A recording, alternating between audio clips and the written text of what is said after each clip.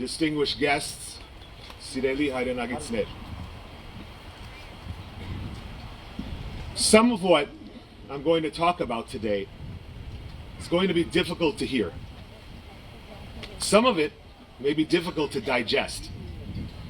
Some of it may be difficult even to believe. But if there's one thing that I can assure each of you, it is that everything we are going to discuss today is true. It's painfully true. It's disgustingly true. This is unquestionably one of the most dire moments in recent Armenian history. A moment of existential threat, of torment, of trauma, of injustice and indignity. It's a moment that delivers us back to a collective memory of unresolved injustice, and at the same time pushes us forward into an ominous uncertainty. The depravity is cemented. It's cemented in my mind, and it's cemented in many of your minds too. I am absolutely certain of it. The images of an old Armenian man struggling on his back in the grass and weeds as his head is being sawed off with a serrated-edged military dagger. Armenian captives crawling on their hands and knees, being prodded like animals by Azerbaijani soldiers with metal pipes. A stamp issued by an actual government depicting an exterminator in a hazmat suit cleansing Nagorno-Karabakh of Armenians. A military trophy park in Baku showcasing the helmets of fallen Armenian soldiers, gruesome and bloody mannequins of Armenians, displayed in a public park for Azerbaijani children to mock and degrade. The president of a state in this century, a century after the genocide, referring to Armenians, to many of us, as dogs. This is not never again. This is not never again at all. Armenian POWs bound and brought to their knees, and Azerbaijani soldiers in sickened euphoria unloading bullet after bullet after bullet into the heads and backs of young Armenian boys, teenagers, boys barely in their 20s. Then actually circulating a video on social media. What is that? A grotesque victory lap? And it doesn't stop. Her body was mutilated, Turkish words chiseled into her bare chest, her eyes gouged out, stones jammed into her eye sockets in their place, her fingers chopped off and shoved into her mouth. A young Armenian mother, not much older than many of you here. Coexistence and integration as a solution to the Artsakh question? It shocks me when policymakers and think tanks in Europe and even in Washington, and frighteningly, even in Yerevan, suggest that the best outcome for Nagorno-Karabakh would be some sort of protected status within Azerbaijan. Really? Placing Armenians under the control and authority of Azerbaijan right at the time when Genocide Watch has raised the genocide threat level facing Artsakh Armenians to levels 9 and 10, when the Lemkin Institute for Genocide Prevention has warned that Azerbaijan's actions, and I'm quoting here, are part of a larger genocidal pattern demonstrating Azerbaijan's Armenophobia and genocidal intent aimed at the eradication of Armenia, Artsakh, and the Armenians. In this documented reality, the solution being pandered by sophisticated parties is actually placing Artsakh Armenians within Azerbaijan. That's a workable solution for the fate of actual human beings? Integration, when 120,000 Armenians remain under total blockade by Azerbaijan now for more than 4 months? when Azerbaijan has orchestrated a pattern of measures unquestionably aimed at rendering living conditions unbearable for human beings, cutting off gas, severing electricity lines, blocking humanitarian aid, sabotaging internet connections, and its links to the outside world. Coexistence, where Azerbaijan is seeking to completely isolate and encircle Nagorno-Karabakh. That we even allow this narrative is appalling. We would never, ever imagine subjecting a population of 120,000 Jews to the authority of a rabid Nazi regime, or any Nazi regime for that matter. Let's give it another try? That would not only be utterly ridiculous, it is patently inhumane, intellectually vapid, morally bankrupt, and it's disgusting to even imagine. The same is true here. You know, there's a reason why Armenians have a natural aversion to the thought of subjecting Armenians to the authority of the Baku regime. Actually, there are a number of reasons. Sumgait, Kirovabad, Maraga, Nakhichevan. There's also Ramil Safarov. You may remember him. The Azerbaijani military officer participating in a NATO peace program in Hungary, who broke into the dorm room of an Armenian soldier in the middle of the night and then hacked the young Armenian to death in his sleep with an axe before turning around to hunt his Armenian roommate. Ramil Safarov is not crazy. Ramil Safarov is cultivated. He's a fascist murderer specifically cultivated by the Baku regime. He is a celebrated hero today in Azerbaijan. Aliyev extradited him from Hungary, where he had been convicted of murder, welcomed him back to Baku with a bouquet of roses, and not only set him free, but awarded him medals, an apartment, and even back pay for his time incarcerated in Budapest. Let's not fool ourselves. We're facing an authoritarian dictatorship committed to destroying the Armenian people. And that's not hyperbole. Ilham Aliyev said it himself. "We will destroy you," he told the Armenian Prime Minister. Just this past September, Aliyev announced the creation of the Goycha Zangezur Republic, a new republic spanning from Gyumri to Sunik in Armenia itself. The new country even opened a representative office in Ankara, with Erdogan's blessing, of course. And before you laugh it off as something silly, think about this. Azerbaijani soldiers carry maps of this new republic in their pockets. And Yerevan itself is on those maps. Unrealistic, you think? Just last week, Azerbaijani soldiers were wandering around Sunik, crowing about having executed and mutilated Armenian boys. And just in case we missed the connection, I'd like to remind you that just 2 years ago, the Turkish president stood next to Aliyev at a military parade in Baku and openly praised Nuri Pasha, the Ottoman leader who executed the eastern flank of the Armenian Genocide a century ago. The message is clear, at least to us. So what have we missed? How have we allowed this narrative of coexistence, this idea that Artsakh Armenians can somehow just be part of Azerbaijan as a minority with security guarantees? How have we allowed that to even be entertained by the West? How have we allowed the minority rights narrative to grab hold, while the narrative of Artsakh self-determination has been neglected as unrealistic or the talk of nationalists?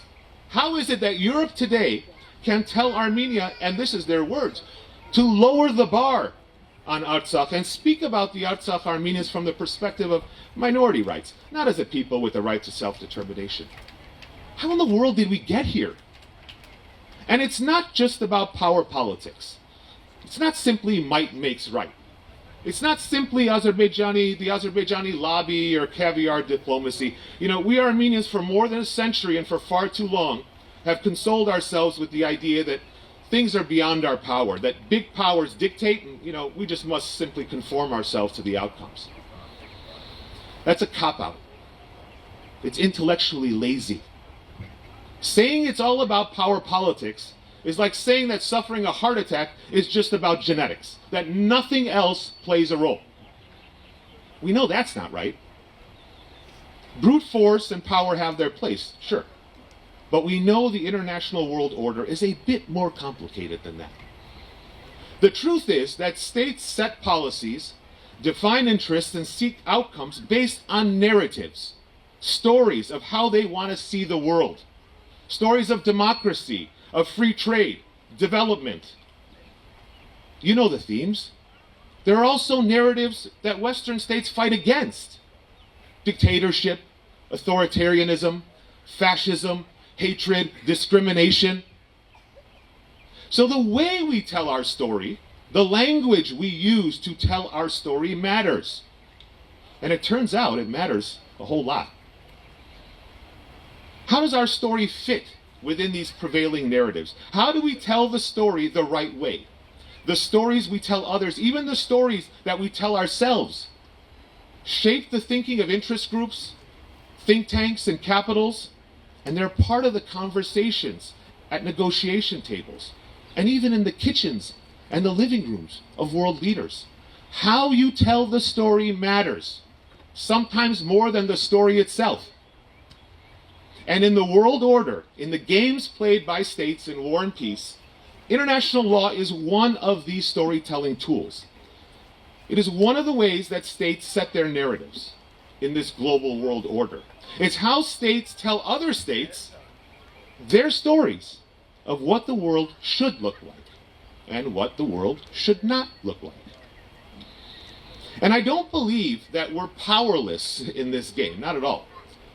We have a role in contributing to the development of these international legal narratives. It's our obligation to tell our story in a way that fits into the themes that states and their leaders actually care about.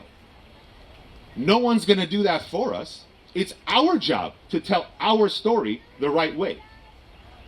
So while we endure the atrocities of war crimes, the unending struggle of sovereignty and statehood, the painful trials of human rights, we must bring ourselves to peer out of this repulsive pit and try, if even for a moment, to tell our story, not in tears and resignation, but in the language that the world speaks when they speak about the international world order. And in doing so, we will see that the very concepts, the very legal principles that underpin our own existential uncertainties, our human rights struggles, and even the very atrocities that I just spoke of, those very legal principles are themselves in a state of monumental flux right now.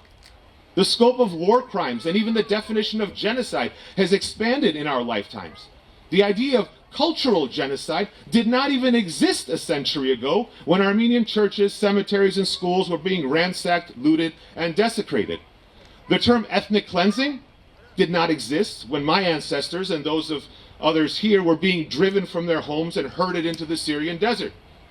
Today it has a definition under international law: the systematic forced removal of ethnic, racial, religious groups from a given area. And along with direct removal, extermination, or deportation, ethnic cleansing even includes indirect methods. Methods aimed at forced migration, like rendering living conditions so severe, so austere, as to coerce a people to leave and not return. That should sound familiar, especially as Azerbaijan's total blockade of Artsakh enters its 132nd day. We must connect those dots. Nobody's going to do that for us. The concept of sovereignty itself has never been as fashionable as a subject as it is right now. Today, the principle of sovereignty underpins the discourse of military confrontation in Europe, the narratives of economic sanctions pitting East against West, the limits of cyber warfare, and the idea of sovereignty, the question of sovereignty, grips Armenia by the jugular. Even the principle of self-determination has literally transformed in our lifetimes. It's no longer the simple tool of decolonization.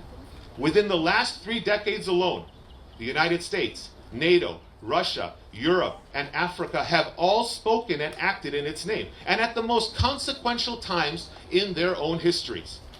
In fact, self-determination is how the number of states in the United Nations grew from 60 in 1950 to more than 190 today. Self-determination is not dead. Self-determination is an expanding right at international law, richer today than it has ever been before. And of course, it is one of the essential themes that will define one of the most uncertain and perilous corners of the Armenian experience today, Artsakh. So, how does our story actually fit in this constantly evolving legal framework? And what does a century-old genocide have to teach us in this regard? How do we tell the story of Artsakh, define the future of Artsakh, consistent with these legal narratives, the ones that matter? On the one hand, there are those fundamental facts. Artsakh was never part of any independent Azerbaijani state. Let's get that out of the way. During the Soviet period, the sovereign state was the Soviet Union, not the Azerbaijani SSR. Artsakh seceded from the Soviet Union, the sovereign state, consistent with the Soviet law on secession. Azerbaijan knows this law very well. It used the same law when declaring its own independence. But you see, Azerbaijan writes that story right out of the books. And the West, especially Europe, is all too eager to help it do it. It openly pressures Yerevan to accept Artsakh as part of Azerbaijan. Don't worry, it's telling Yerevan. We'll make sure that the Artsakh Armenians have security guarantees, perhaps even a protected status within Azerbaijan. This is a colossal sham. It's a false narrative. Europe is purposely turning the law of self-determination flat on its head in order to placate Azerbaijan. What Europe is doing is insulting. It is treacherous. And if this deceitful narrative is allowed to continue, humans will suffer the unspeakable. I want to explain this game because it's important. Self-determination today comes in two accepted variants. Internal self-determination, this idea that of a protected status within a state, and external self-determination, an independent status separate from the state. The rule as to whether internal or external self-determination applies has become established in the 3 decades since Artsakh's declaration of independence in 1991. The idea of internal self-determination is best exemplified by the case of Quebec. As many of you know, Quebec exercised the right of self-determination and sought to secede from Canada in the mid-1990s. Quebec wanted to be independent of Canada, noting its distinct French language, its culture, its linguistic differences, its religious and historical ties to France. It was culturally, linguistically, and historically unique, different than the rest of Canada. Quebec wanted independence. Now, what's absolutely important to remember is that when Quebec exercised its right to self-determination, the Canadian Army was not assembled at the gates of Montreal with weapons, tanks, and soldiers clamoring to exterminate the Quebecois or force them into the Atlantic. In fact, at no point during the Quebec secessionist movement did the Canadian government seek to exterminate the people of Quebec, to destroy their churches, scrape away the French language from the buildings, to chase the Quebecois out of Quebec like dogs.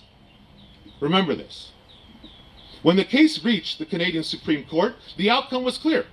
Quebec did not have the right to secede from Canada. In other words, it did not have the right to external self-determination. The Canadian Supreme Court specifically held that the need to protect Quebec's cultural, linguistic, and religious character could be realized through internal self-determination, a protected status within Canada. It reasoned, Canada is a multi-ethnic state. The democratic and constitutional guarantees by Canada could encompass and protect these cultural and linguistic preferences. Internal self-determination in the Canadian context would not open the door to the ethnic cleansing or genocide of the Quebecois. The context here, of course, is profoundly different. Azerbaijan has already engaged and is actively engaged right now in the ethnic cleansing of the Artsakh Armenians. The blockade itself is proof of that campaign. The Azerbaijani president, parliamentarians, many prominent cultural figures openly espouse hatred, dehumanization, removal and extermination of the Artsakh Armenians. Armenophobia has been intentionally and strategically institutionalized in Azerbaijani society. The backstory is unavoidable too. Azerbaijan has already ethnically cleansed Armenians from every city that has fallen under its authority and control. There are no more Armenians in Baku, Sumgait, Kirovabad, Nakhichevan, and since 2020, there are none in Shushi or Hadrut either. And there's more. Azerbaijan even labors to cleanse the land itself of any evidence of Armenians, destroying Armenian churches, unearthing entire Armenian cemeteries, scraping away ancient Armenian biblical inscriptions, and claiming that the Armenian churches are actually Albanian churches. Just 4 months ago, the Azerbaijani ambassador actually told the United Nations Security Council that even the word Nagorno-Karabakh does not exist anymore. The Azerbaijanis said the same thing, the Azerbaijani president, just a month ago. Imagine now, for a moment, a Canadian ambassador telling the United Nations Security Council that the word Quebec does not exist anymore. Justin Trudeau saying that the word Quebec does not exist. The Quebec model, this protected status within another state, may work in the Great White North, but it doesn't fit the facts here. Azerbaijan is not Canada. Azerbaijan right now is holding Artsakh Armenians, including women, children, the disabled, and the elderly, hostage in a total blockade that is targeting and starving actual human beings in complete isolation and utter darkness. What comes next has played out like clockwork, from the Armenian Genocide to the Holocaust, from the Rohingyas to Darfur, and from Cambodia to Kosovo. And this is where international law gets interesting. It turns out that in the face of ethnic cleansing and the risk of genocide, which is clearly what we have here, it is external self-determination that is legally required. This was not always the case, but international law, like law generally, is a constantly evolving body of norms. External self-determination in the face of ethnic cleansing or genocide is the Kosovo variant. It is what the West, led by the United States and NATO, demanded in the Kosovo crisis. That recognition of Kosovo's right to self-determination and the independence of Kosovo as outside Serbia was necessary to prevent ethnic cleansing and genocide. That case went to the International Court of Justice. The court rendered a decision which underpinned the recognition of Kosovo's independent statehood outside of Serbia. And the decision is quite revealing. The court actually identified what triggers external self-determination. The court held, and I'm going to quote it here, the international law of self-determination has developed in such a way as to create a right of independence for peoples subject to alien subjugation, domination, and exploitation. The court recognized that when external self-determination is appropriate, when the people faces subjugation, domination, and exploitation. And this makes a lot of sense. When a people faces ethnic cleansing and genocide, the solution cannot be to push those people into the authority and control of the state seeking to exterminate them. That would be absurd. Fast forward to the blockade of that distant mountain road.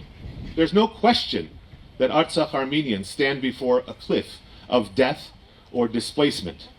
Under international law, this is precisely where external self-determination is triggered. International law provides external self-determination as a final stopgap measure to prevent ethnic cleansing and genocide, to prevent mass death and displacement. External self-determination is the proper step here. Anything else is empty semantics, uninformed naivete, or simply the green lighting of ethnic cleansing and the extermination of a people. Again, you know, while ancient and storied, the Armenian nation is a living nation. We are a living nation with stories yet to tell and epics yet to write. We must recognize, especially as we commemorate the genocide today, that Artsakh is the heart of that living nation. It's the place where Mesrop Mashtots, over 1,600 years ago, created our alphabet, and the place that 35 years ago sparked the Armenian independence movement itself. But most importantly, Artsakh is the place where 120,000 of our people, our Armenian people, stand on their native land against all odds, surrounded by Azerbaijani forces intent on their elimination. Artsakh is our story, and many of you know this story. It's the story of Van, it's the story of Musaler, it's the story of Armenian national dignity in the face of conquest and subjugation. Allowing the free-fall collapse of the foundational pillar of the Armenian nation will have irreparable consequences, and I'm going to assure you that peace is not one of them. It will only embolden the fascist upstart in Baku, one who has thrived in a distracted world order, to finish the horrendous objective that every leading human rights organization, from Amnesty International to the International Association of Genocide Scholars, has red flagged as underway. Genocide is not simply what happened to us. It is what is happening to us now. Ethnic cleansing against the Armenian people is sport. It's been a sport for nearly 2 centuries. The genocide was simply its Super Bowl. And make no mistake, this is what impunity tastes like. As my colleague Garo Ghazarian said to me in Shushi during one of our many working trips there, narratives matter. Stories matter. They are powerful and they change realities. Getting the self-determination story right paves the way towards genuine security and peace in a manner consistent with the ideals and principles upon which a law-based world order should be founded. Getting the self-determination story wrong only opens the door to abject subjugation, policies that will exacerbate the conflict inhumanely and quite literally lead human beings to their slaughter. There are no security guarantees and no protected status that can mask the lingering odor of genocide committed, that revolting smell of genocide left unpunished, and that sickening stench of genocide pounding and pushing at the gates. Artsakh is Kosovo, not Quebec. Understanding this and insisting upon this may be just enough and just in time to prevent another ungodly and gruesome chapter in our recent human history. Thank you.